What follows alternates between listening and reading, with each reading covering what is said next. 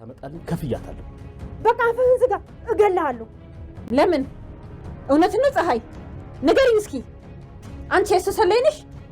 ፋይል ለመስረቅ ነው የመጣሽው? እሱን አትስሚ። እኔና አንቺን ለማጣላት ብሎ ነው። የጠየቅኩሽን መልሽልኝ።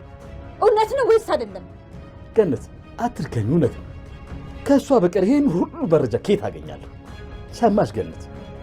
እቺ ማለት ለአንቺም ለእኔም ማትሆን ለከፈላት ሁሉ የምትሰራ ተራ ሴት ናት። በቃ በጣም ይገርማል አይደል? አሁን ደግሞ እንደ እህት ስታስመስል ሳያት በጣም እኮ ነው የገረመኝ። በጣም አንተ ሰውዬ ምን እያሰብክ እንደሆነ ገብቶኛል። እኔና እሷን አጣልተህ አንተ ልትበቀል መቼም አልታለልልህም። ገነት ምንም አይሰማሽ? እንደሱ አይነት የበግ ለምድ የለበሱ ሰዎች ናቸው ህይወትሽን ያበላሹት። አሁን ደግሞ በልጆች ምን? ዝም በል አንተ ውሻ! አንቺ ጨካኝ! ልጆች ምን ልታደርጋቸው ነው? ሆን ብሎ እኮ ነው እንደዚህ የሚያደርገው። ለምን አይገባሽም? እሱ ምንም አላደረገም። ውሸታም አንቺ ነሽ። ቆይ ግን ልጆች ምን ልታደርጋቸው ነበረ? እስከ ዛሬ ድረስ እንዴት አላወቅኩሽም? ሰማሽ ገነት? ለዳግም አባቱ እንደገደልኩት ልትነግረው ነው። አዲሱ ምስሏ ደግሞ ይሄ ነው። ምን? አንቺ እርጉም! እኔም ጓደኛሽን ካልሽኝ! አንተ ሰይጣን! አይሳካልህም።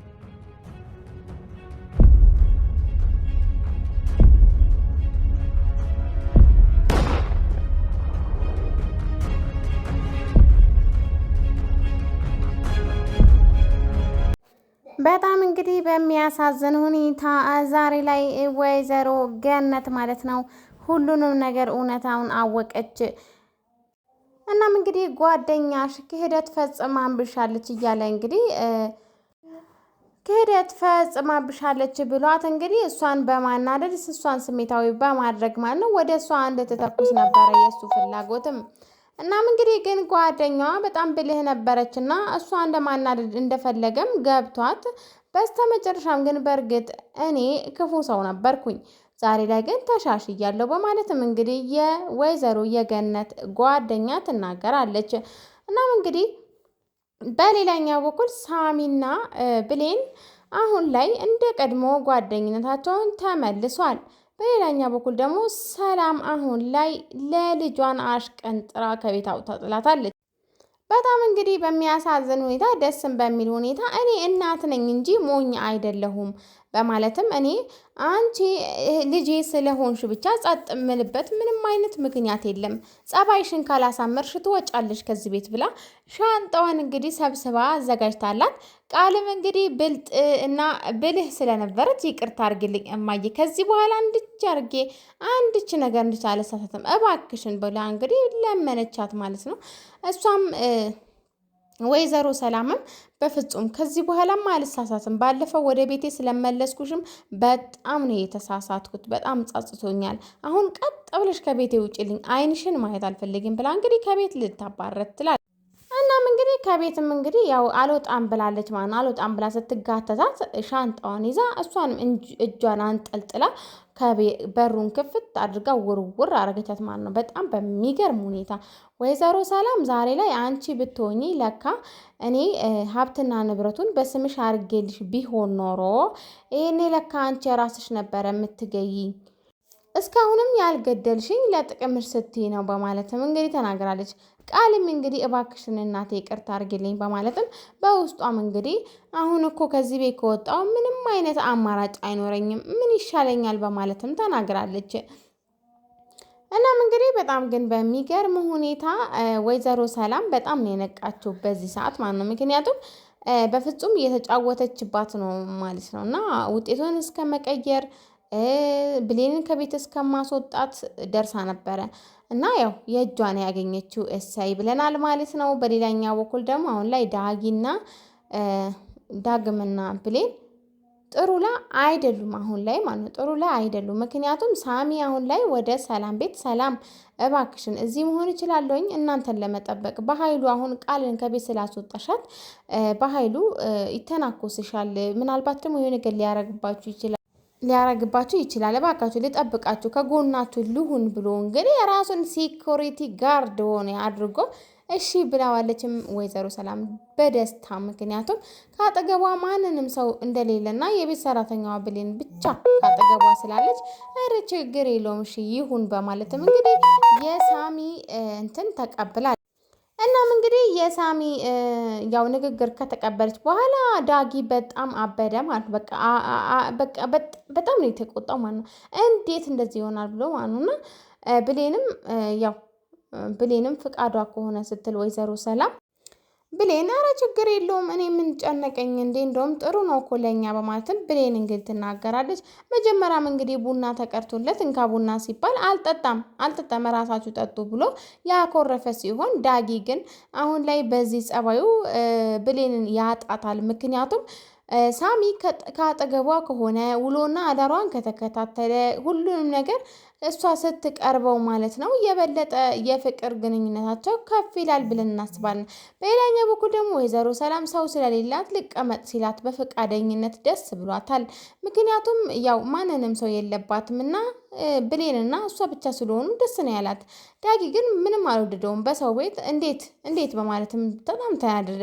እንዴት ሰው በዚህ ልክ ያስመስላል? እንዴት ያስመስላል?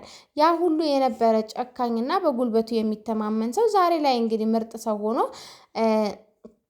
ሰውን ለመርዳት ይቅር ባይነትን እንዴት እንደዚህ አይነት ነገር ሊሆን ይችላል? እንዴት ነው የሚያስመስለው የልጅ በማለትም ዳጊ እንግዲህ የሳሚ መቀየር የሳሚ መለወጥ በጣም ገርሞታል ማለት ነው። የእውነት በጣም ነው የገረመው ማለት ነው። እና ግን የሳሚ መለወጥ በጣም ደስ ብሎናል። ሰላም ውድና የተከበራችሁ የተንቢቱ ተከታታዮች በያላችሁበት ዓለም ስፍራ ሰላማችሁ ብዙ ትርፍ ይበልልኝ ማለት ነው። ለቻናሉ ሆናችሁ ላይክ፣ ሼር፣ ሰብስክራይብ በማድረግ አበረታቱን። ዛሬም እንግዲህ አደራ ድራማ ይዘንላችሁ መጥተናል። አብራችሁን ቆዩ። እናም እንግዲህ አደራ ድራማ በጣም አንገብጋቢና አሁን ላይ አጓጊ ድራማ የሆነ መጥቷል። እናም በጣም ግን በሚገርም ሁኔታ ወይዘሮ ሰላም እንዴት እንደነቃችባቸው ነው። አቶ በኃይሉም እንግዲህ ወይዘሮ ገነት ጋር ሄዶ ሊገላት ሲሞክር ነበረ። በጣም ጀግናዋ ደፋሯ አሁን ላይ የተጸጸተቿና ይቅርታን ልትጠይቅ የተዘጋጀቿ የወይዘሮ ገነት ጓደኛ በቤት ውስጥ ቡና ሲቀዳ በሚቀመጡበት ጥንትዬ ወንበር መታ ሊገላት ሲል ማለት ነው። አቶ በኃይሉ ለገነት ሊገላት ሲል በወንበር እንግዲህ ከኋላ በኩል መታ እስቲ ዛሬ እንኳን ጥሩ ነገር ልስራ፣ ለምንድን ነው እንደዚህ ሁሌ የምታሳዝነኝ እቺ ሴትዮ በማለትም ጓደኛዋን ልታደን ችላለች ማለት ነው። በኋላ በኩል መታ በወንበር ስታደርገው አቶ በኃይሉ መሳሪያውን ጥሎ መሬት ላይ ይንከባለላል። እና ምን እናርገው አሁን ወይኔ ሞተ በማለትም በጣም ነው የተጨነቁት። ግን እሱ ምንም አልሆነም ነበረ። ትንሽ ጊዜ እረፍት አግኝቶ ትንሽ ተነሳ ማለት ነው። ልክ እንደተነሳ ግን ያው መሳሪያው ጋር አጠገቡ አልነበረም። ወይዘሮ የገነት ጓደኛ እልህዋን ልትወጣበት መሳሪያውን አንስታ ነበረ ማለት ነው። እናም አቀባብላ ጠብቀው ልክ ሲነቃ ምን አባት አመጣላ አንተ ሴታ ሴት በማለትም መሳደቧን ቀጥላለች። እናም እንግዲህ እስካሁን ድረስ እያስጨነቀንና እያስቸገርከን የነበርክ ሰውዬ እስቲ አሁን ተናገር በማለትም እንግዲህ ማስፈራራቷን ቀጠለች።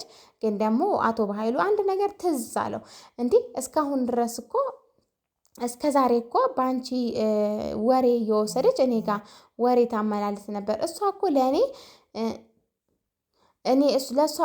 ለእኔ ወሬ አቀባይ ናት። አታውቂም እንዴ ገነት በማለትም እንግዲህ ለወይዘሮ ገነት ይናግራታል። ወይዘሮ ገነትን በጣም ትናደዳለች። ምክንያቱም ጓደኛዋ የቡና ሰዓት የምሳ ሰዓት እያሉ በጣም ሚስጥር የሚያወሩ ማለት ነው። ጓደኛዋን እንደዚህ አድርጋኛለች ብላ በፍጹም መቀበል ስላቃታት ምንድን ነው የምትለኝ? ምን አልከኝ? እውነትሽን ነው ወይ በማለትም እንግዲህ ለጓደኛዋ ጠይቀት። ጓደኛዋ ደግሞ ገንዬ እባክሽን አትመኙ፣ ይሄ ውሸታም አትመኙ በማለትም እንግዲህ ትናገራለች ማለት ነው። ግን ደግሞ አቶ በኃይሉ የፈለገው ያው እሱ እንዳይተኩስበት ፈልጎ ነው።